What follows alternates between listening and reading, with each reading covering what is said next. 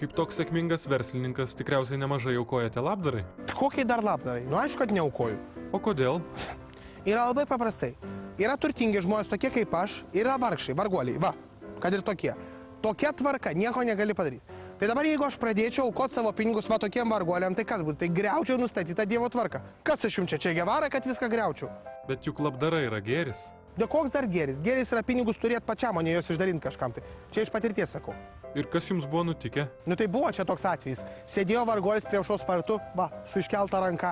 Ir paskui paaiškėjo, kad prisirinko ten šimtus tūkstančių. Na ir? Nu ką, nu tos pinigus jisai paliko savo vaikaičiam. O tie, matai, kurie firma Dešita, kur Dešita dabar su mano Meslita konkuruoja. Iš vis krakmolinius aradėlius segmente baigė išstumt mus iš visų parduotuvių. Va tau ir labdara.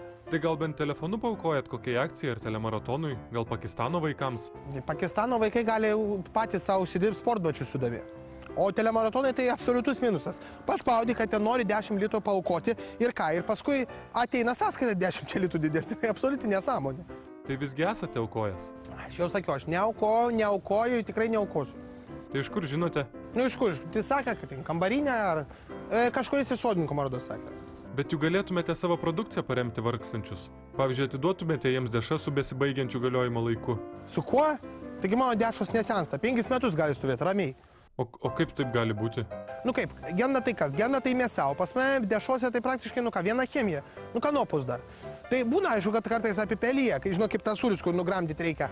Bet tai mes apiplaunam jas, naują etiketę ir tada vėl atgal į prekybą. Jei teisingai supratau, jūs plaunat dešras, taip? Principė taip. Yra net apipelyjusių dešų plovimo cechas specialus.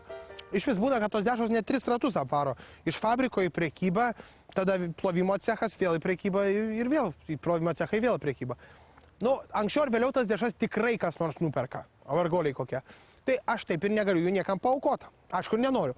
Bet toks gyvenimas, gi ne aš tokią tvarką sugalvojau.